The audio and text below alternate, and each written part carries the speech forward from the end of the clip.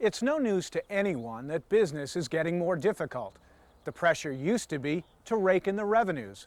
Now it's a fight to keep costs down, but quality and margins up. How?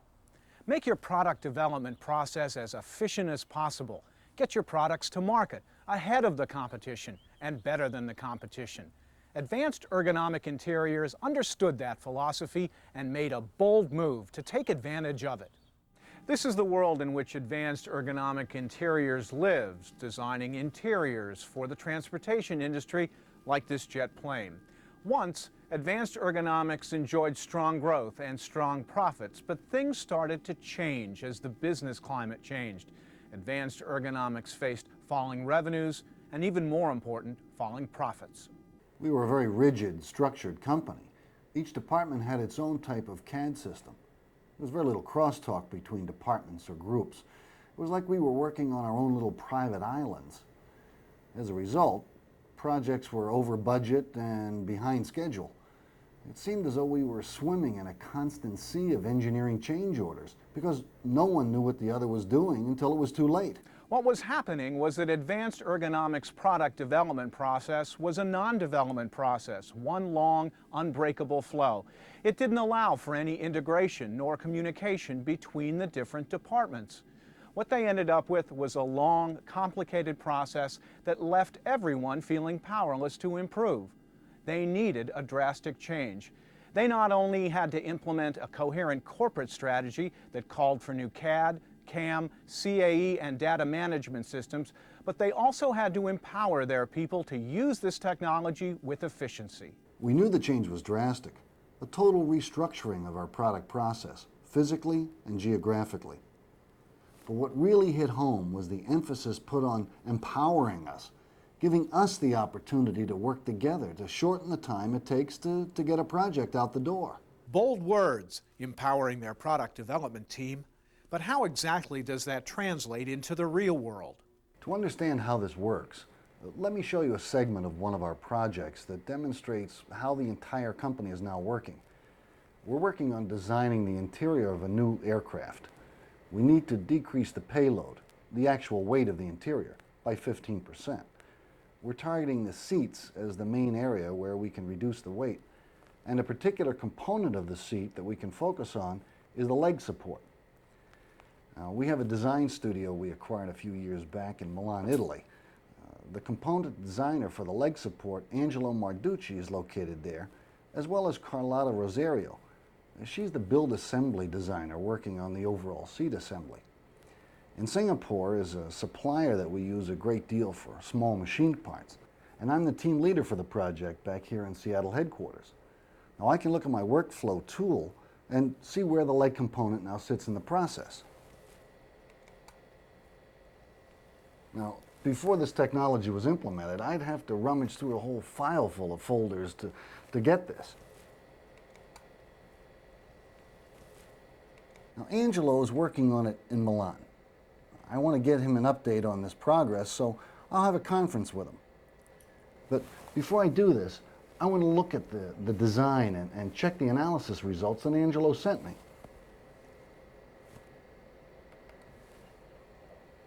Now, after seeing that, what does it tell you, and what will you discuss with Angelo? Well, Angelo has called out the fact that there's very little stress on the center section of the leg. He thinks we can achieve our objective by redesigning that section. Let's see if I can get Angelo before he goes home. Ed is initiating a video link between his office in Seattle and the Milan Design Studio via the workstation. He finds Angelo in and available to conference. At the same time he initiates the video link, he also initializes CV conferencing, which will allow both he and Angelo to simultaneously view and discuss the CAD file. Either of them will also be able to have cursor and file control. This type of conferencing can be used to review and redline design proposals, or, as they'll do in this case, gather interactive feedback on the design at hand. Hey, Angelo, che si dice? Hey, Ed. I think that's the only Italian you know. I'm okay. What do you want to talk about? I want to look at this leg component for the seat. I see you've got some ideas on what can be redesigned. See, I'm already working on it. Let me show you. What I propose on the latest version of this parametric model, if I increase the radius and the height of the arch in this area, I can decrease the weight of the leg. I can test some versions pretty quickly. Have you made sure this design can be Angelo and manufactured? Ed are able to discuss the changes to the leg component through the conference and come to a solution for the redesign. Angelo can now complete the changes necessary in a minimum of time when compared with advanced ergonomics past history. That looks great, Angelo. Let's go with it. Before, we would have to send faxes back and forth with comments, or Ed would have to fly here to get a change like this made. Now we save at least a day or two by getting together on this video conference without him ever having to leave his office. Angelo is working on a parametric solid model, which is the single component definition that will be used by all members of the team. This eliminates the chance that someone on the team may be working with an out-of-date version of the design. I want to increase the arch radius and the height to reduce weight. All I have to do is change these dimensions, or parameters. That's why it's called the parametric model. My design intent is maintained. For instance, this center rib automatically adjusts for the new arch geometry. This parametric model saves me about a day in rework time. But there will be even more time saved downstream because all the other applications that will be worked on have been updated automatically. Now I can do a stress analysis myself, which will tell me if the arch is strong enough under load. I see from the stress results that I still have enough strength in the center section to support the load. And that is after I reduced the weight of the component by 18%. I used to have to send drawings off to another department to do this, but now I have the tools right on my system. Angelo's updated design is ready to be transmitted to the other team members. He can easily do this by going into his workflow tool and moving the design from an in-work state to an exposed state. Immediately, the other team members are notified. They have something on their system they have to deal with right away. This immediacy is a key in Advanced Ergonomics' new philosophy of empowering their people. They come together as a true team at an early stage of the project, lending their expertise to make the product development cycle shorter and more efficient. Carlotta Rosario works 3 doors down from Angelo, but she could just as well be 3,000 miles away. She gets the message at the same time as the rest of the team, immediately. Now remember, Carlotta is the build assembly designer. She's responsible for putting all the pieces of the seat assembly together and making sure they fit properly. When Angelo sent me the message that the leg component design was updated, I was working on the baggage bar that fits around the bottom of the seat. Before I had this assembly software on my system, I had to use paper layouts or wooden models to fit the pieces of the assembly together. That took a lot of time, and it was not very accurate. Now, everything is tied together on one assembly on the screen, and it is all interrelated by an assembly tree. What follows is an interesting example of the empowerment this team enjoys. Carlotta is working on the baggage bar when she receives a message from Angelo exposing the leg component design. She incorporates that design into her seat assembly and finds that the baggage bar fits in fine with the new leg component. She immediately sends a message to Angelo that she agrees with his design change and has incorporated a new baggage bar in with it. Angelo receives this message and calls up his updated version of the full seat assembly to see how it all fits together.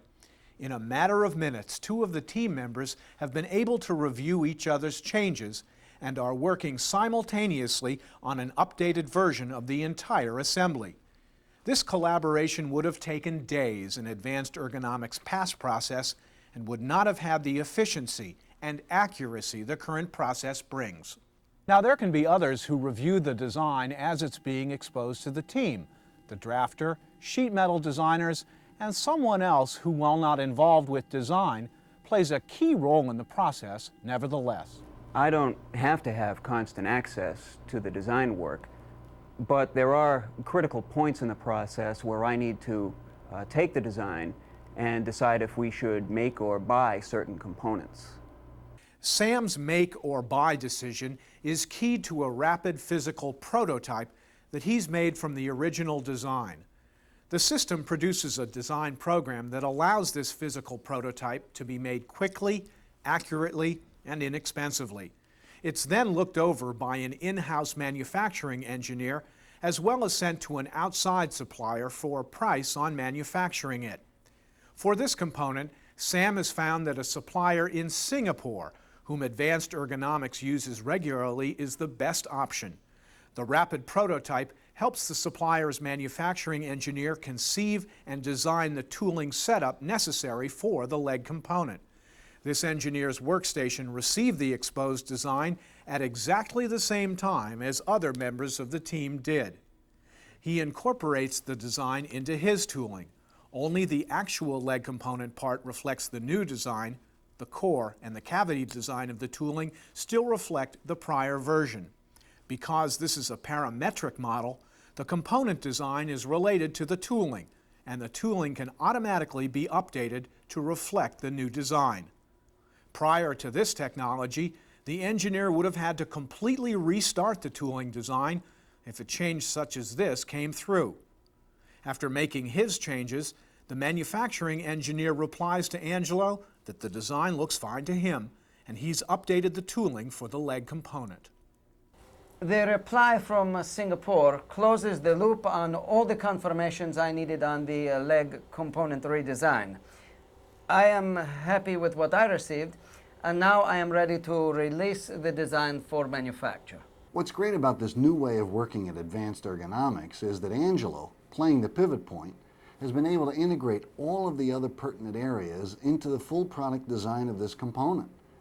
This is what we mean by empowering people, getting them involved at the early, critical stage of the design. Then, once he's received their input, he can flag me that he wants to move the design to the release stage. I can look over the new design, and if I'm satisfied with the work that's been completed, which I've been able to follow all along the way, I can authorize its release for manufacture. This is the way all of our work flows now, and it's really brought about a change in the company's performance, as well as each individual's performance. While we've just looked at one part on its journey through Advanced Ergonomics' product development process, you can imagine the impact this new technology has had on the overall design of a project. It's allowed Advanced Ergonomics to reassert itself in the marketplace because it was willing to take on new technology, a new philosophy of empowerment, and by doing so, become a new type of leader in industry. Before we were just logs on a river going nowhere. Now we know, we make it happen. The most important thing to us is if we don't do it, it won't get done. We work harder, but we have a lot more fun.